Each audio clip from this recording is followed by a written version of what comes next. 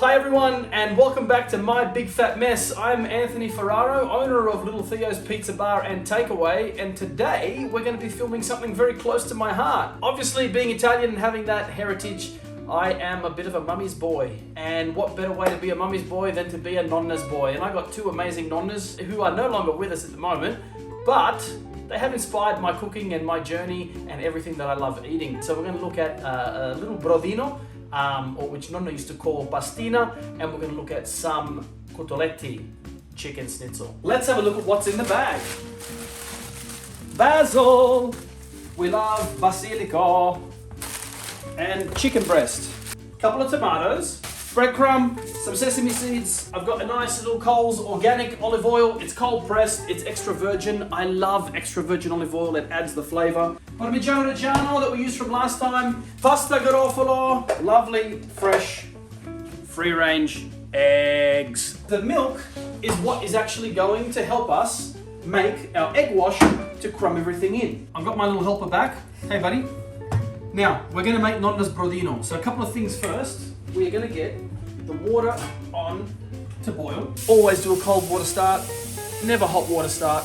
When you're putting stuff into hot water, you're shocking it. You're shocking the system, and it's not good. First thing is first. Now, we need a couple of tomatoes for the brodino. So what I'm doing is I'm just gonna cut a couple of little crosses in the top of the tomatoes. I'm gonna drop these in because this is going to start the brodino. Why do I cut the tops? Because basically I want to peel that skin off.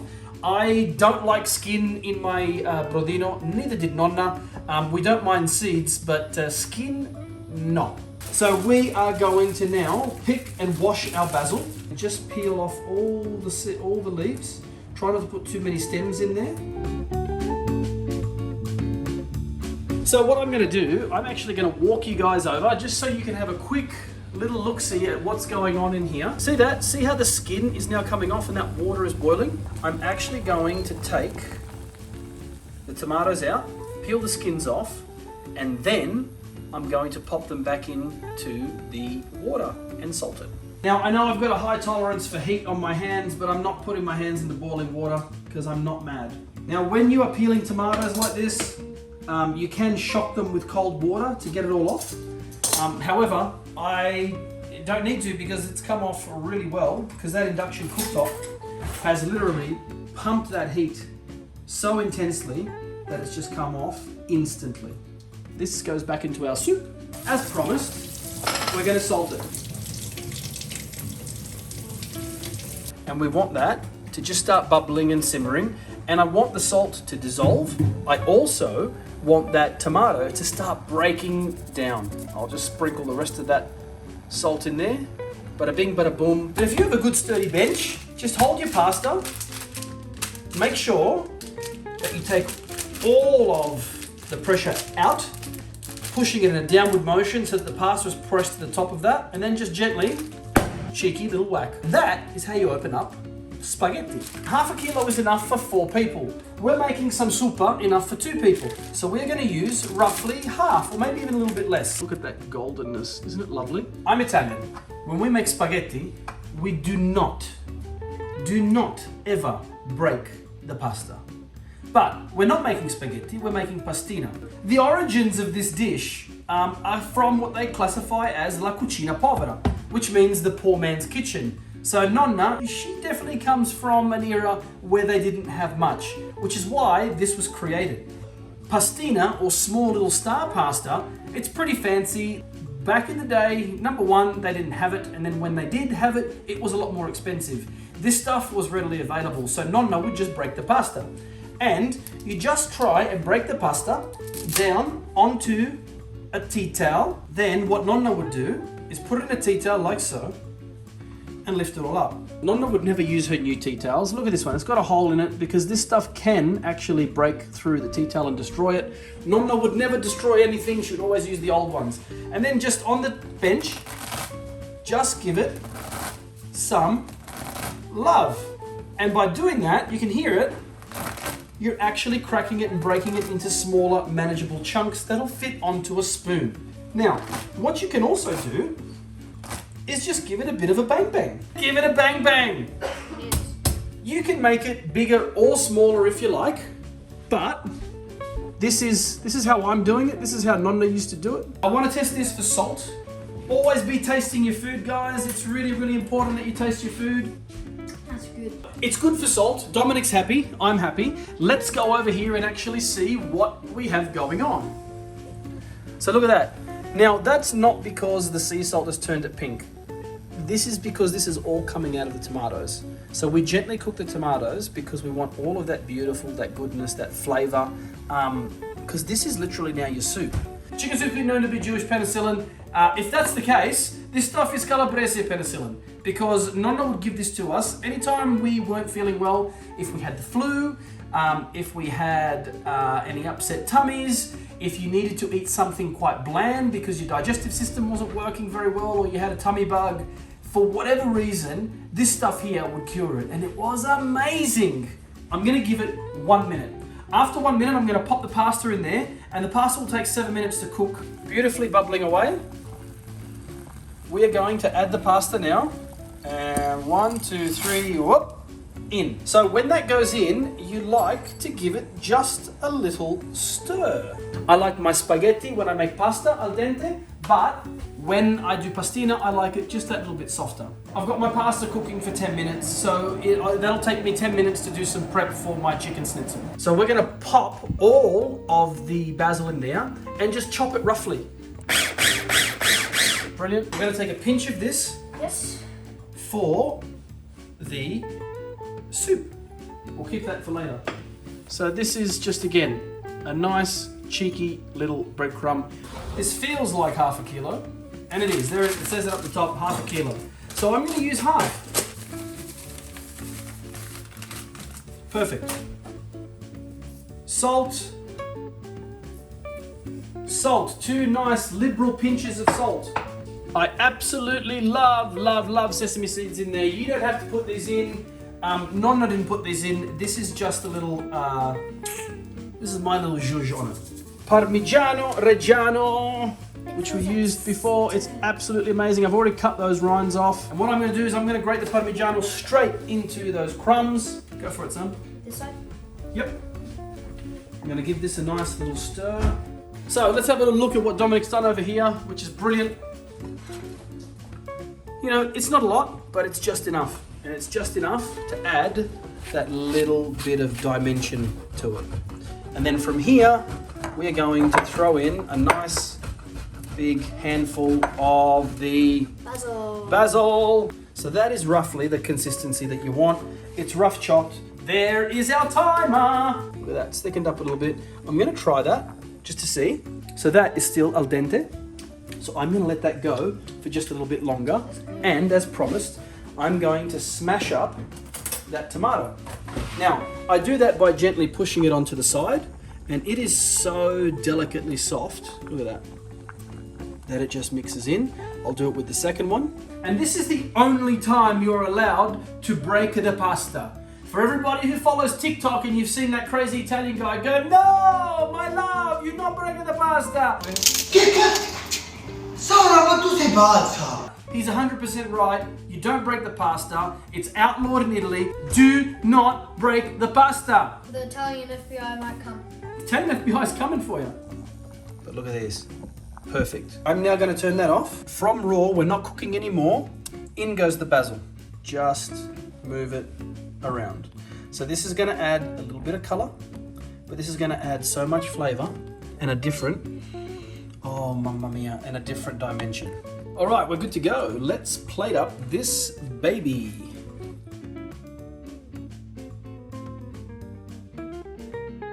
It's funny because I'm thinking of this and I smell Nonna's house. It's brilliant. Now, how does Nonna finish it off to make the perfect soup more perfect? Una para de gocce di olio.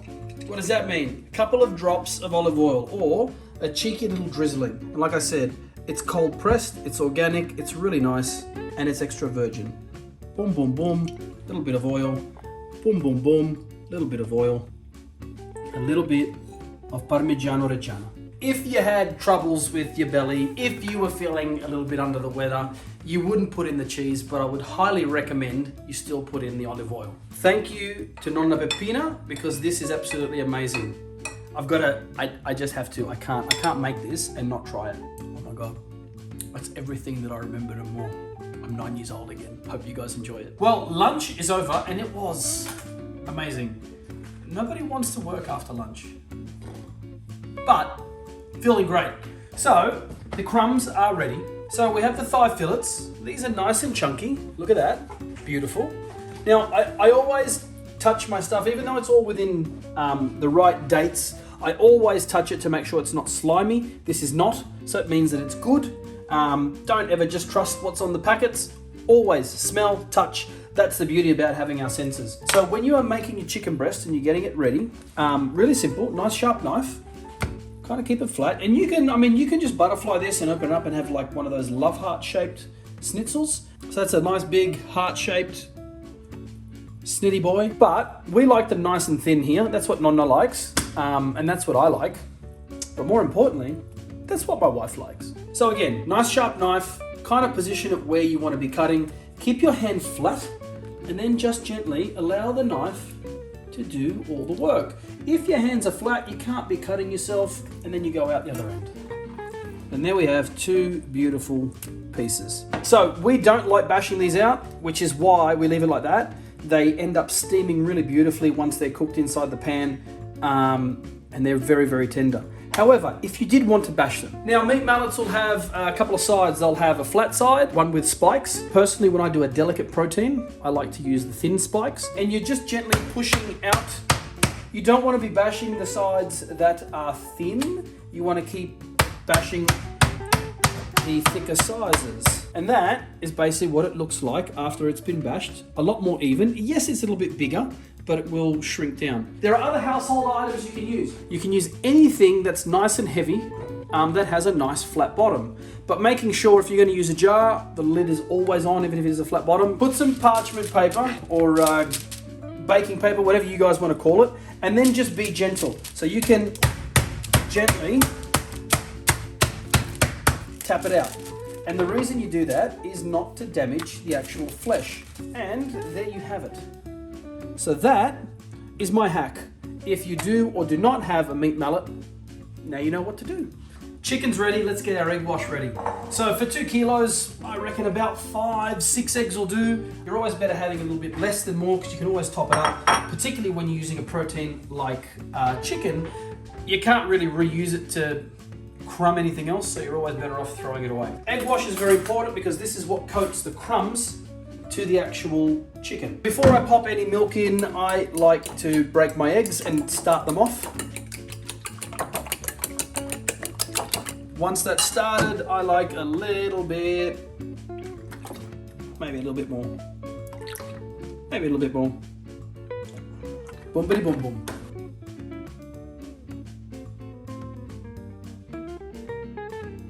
Now, I'm a big fan of seasoning, I'm a big fan of salt, and I'm a big fan of always seasoning your food. However, we do not season egg wash. The salt will start breaking down the proteins inside your egg whites and also inside your milk. It'll make it watery and horrible. This is why we salt our crumbs, this is why we salt our food after, but we do not salt the egg mix. Schnitzel, egg mix, crumbs, last ingredient, some dusting flour. The whole reason that we are using a flour to dust is because it basically forms like a glue. So what we're going to do now is what I like to call the old wet hand, the dry hand. What is wet hand, dry hand? It is very simple. You have one hand for wet ingredients, you have one hand for dry ingredients. The wet hand never touches the dry, and the dry hand never touches the wet. Wet hand, dry hand, that goes in there. I use my wet hand and then my dry hand. And this way, I am not getting my hands all kinds of messed up. Now, at Little Theo's, we use chicken schnitzel. We use a lot of it. We go through probably about 45 kilos a week, and this is basically what we do. This is my recipe for all of our schnitzels, and it's Nonna Rosa's recipe. Give it a bit of a bang. It's always fun. Well, now that we have made all the schnitzels and we've eaten the soup, I think it's only fair that we eat the schnitzel. So, we're going to fry this one up. And when we do coteletti, we do a shallow fry. You want to use a pan that's going to be roughly the same size as the products that you're going to be putting into it, because particularly with shallow frying, you want the oil to come up to 50%, so halfway to the thickness line of the item that you're frying. So then when you flip it over, you're getting a nice even cook on both sides. So that's the first thing. We are going to use a rice bran oil for frying. So look, you can use whatever you like, olive oil, canola, vegetable. I use rice bran or peanut oil because it has a higher smoke point, which it's better for you. This doesn't transfer any of those flavors to your food when you're cooking them. So we are going to use a rice bran oil. So like I said, it needs to cover up to halfway. So you do need to put in a fair bit to shallow fry.